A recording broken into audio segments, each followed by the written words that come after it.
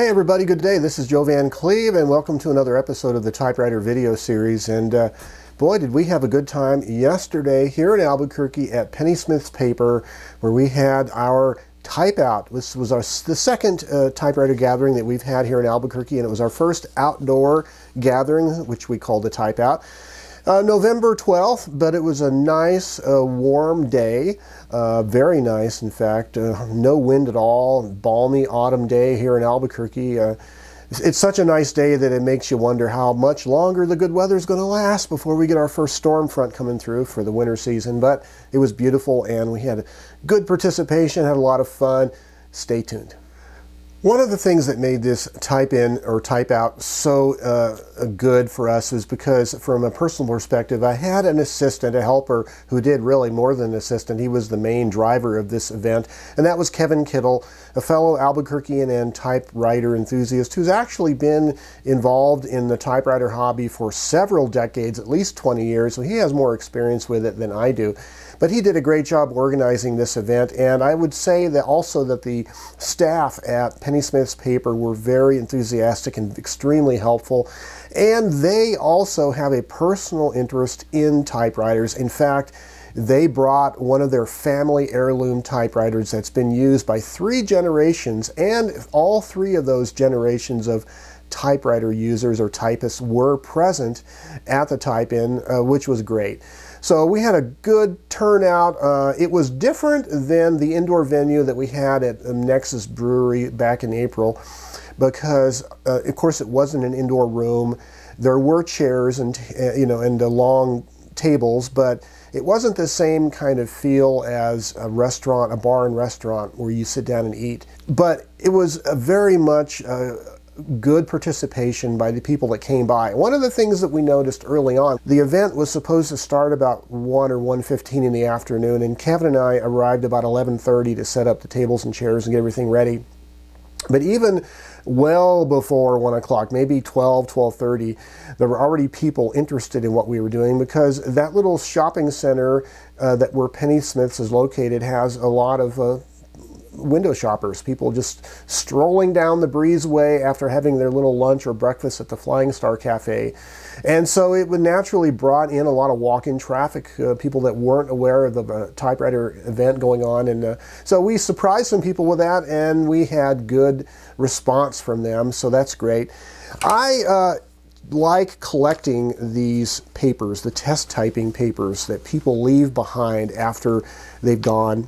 There's some really interesting comments. For instance, here is a comment from a person who was typing on the Hermes 3000 Naked Writer.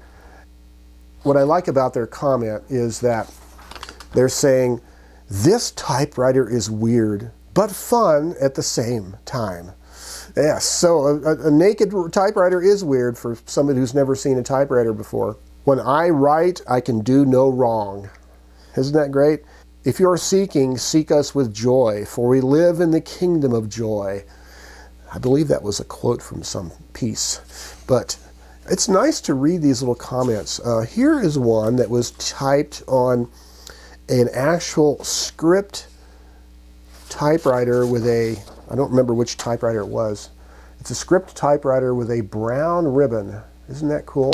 Brown ribbon was probably one of those Michael's craft store ribbons, but it says, "This is the typewriter that I learned to type on. What a terrific typewriter. You will develop excellent wrist muscles using this machine. I again love with that is fun.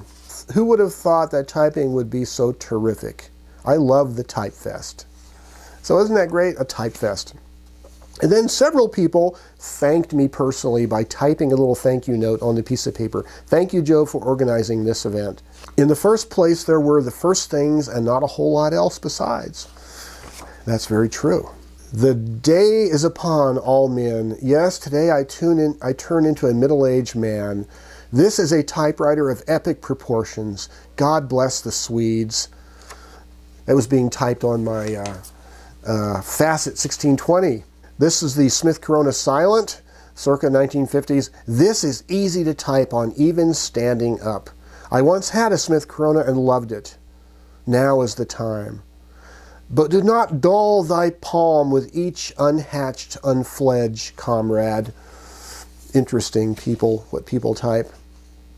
Now is the first day of the rest of your life. This is not a text message. Are we communicating yet? I love the keys and the type on this. I never really learned proper technique, but typed all my college papers on my mom's old typewriter. What friends thou hast and their adopting tried, grapple them to thy soul with hoops of steel.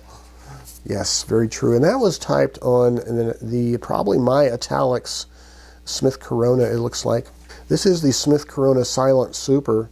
Love bade me welcome, and my soul drew back guilty of dust and sin. But quick-eyed love, observing me grow, slacked from my first entrance in. Ah, some classic poetry. And again, probably the same person. Today is the first day of the rest of your life. Tim types today. Ah, Tim, thank you. Back in those days, only the women did the typing. How is this typewriter? It has a nice feel. And then someone wrote, OMG, what? No exclamation point. And then they make an exclamation point with a period and the apostrophe. 1930, I wasn't even born yet. This was probably the Underwood Portable.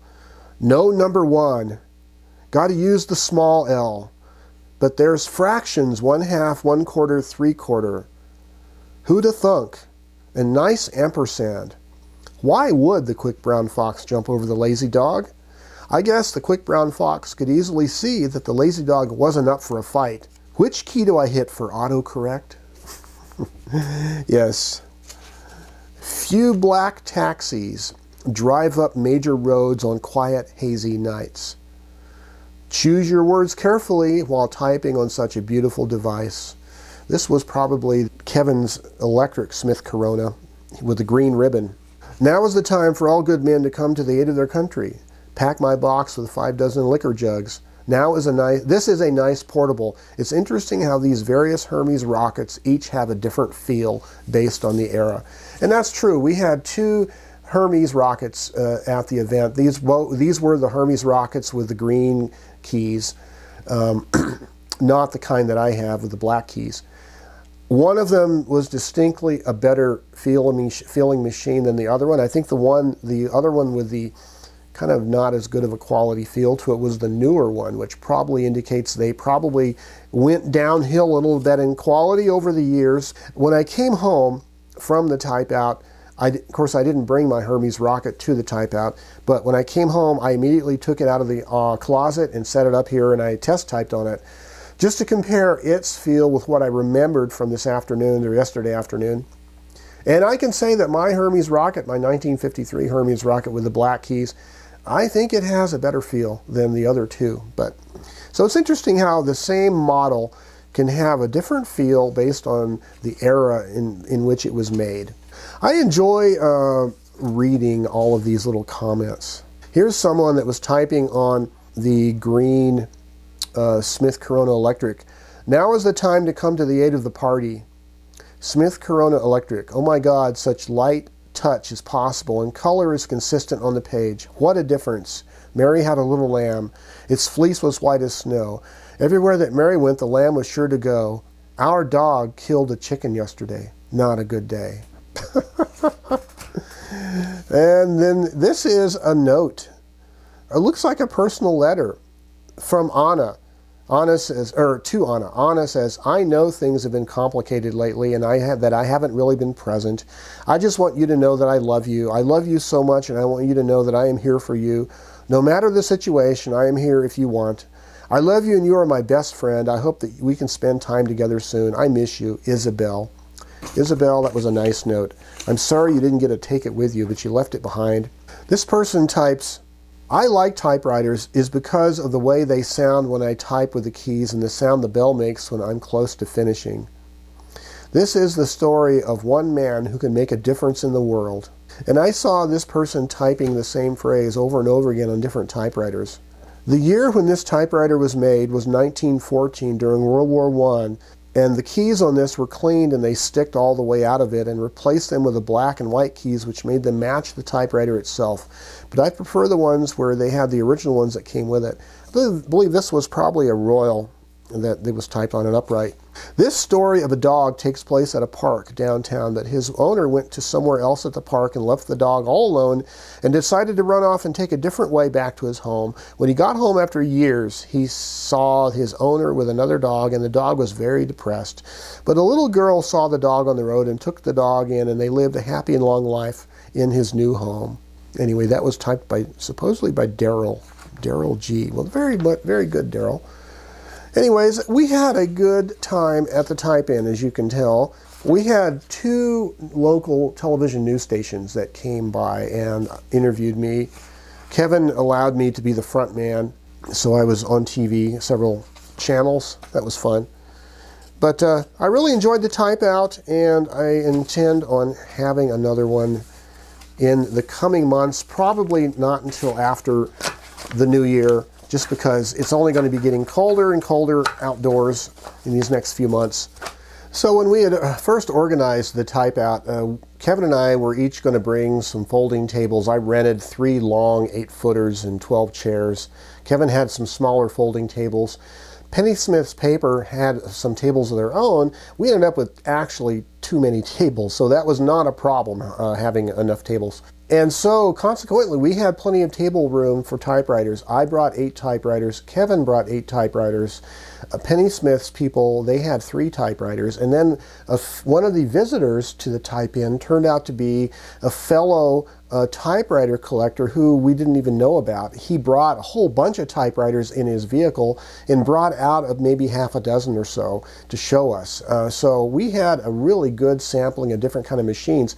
One of the typewriters that was very interesting, well, there was a Olympia SG1, one of those big, massive, upright office machines with the handle for loading the paper, quick loading the paper.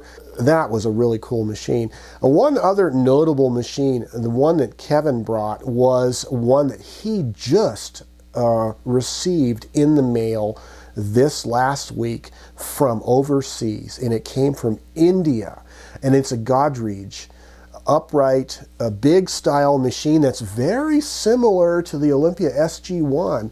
There's a lot of similarities to it. The Godrej was a locally made typewriter in India, but its design elements came from other typewriters, and I believe there's a lot of inspiration from the SG1 because it also has that feature where you can disattach the entire carriage and pull it right off the machine for servicing the escapement and other areas underneath.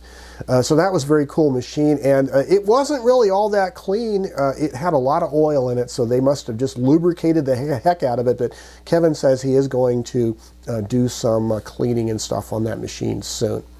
But we had a great turnout at the Type-Out, and I thought that it was a different feel this time than the indoor venue that we had last time at Nexus Brewery. I thought Kevin did a wonderful job of organizing the event, and one of the things that they did with Pennysmiths Paper in conjunction with Kevin is Kevin took some of the typewriter stories that we've been working with on our typewriter series, our typing assignment series, and he printed those a little bit larger than lifelike, and they put them up in the window of Pennysmiths Paper. And it was a great theme, a typewriter theme, seeing these stories written on typewriters printed up in the window for all to see. And they also had some typewriters on display in the window, which was very cool. So they did a really good job, and it was very inspiring, I thought. That is a common product for you. Because I have my Royal Portable Heritage. We'll do that occasionally. And it's an adjustment. It's finagling. How do you like that? Oh, it's just like heavenly, and it has this crisp sound. It has a beautiful sound to it. Oh, I love it. It touched the way that the keypads are raised up around. Those things are built like a tank. This is an Olympia. What is the model? SG1. SG1, right. This is the classic SG1. So is this a true track tour? Yes, wonderful. The outside, believe it or not, it's been Look around at for a long that. time. 1919 all over. Give her a type. Yeah. It's amazing when you think about it.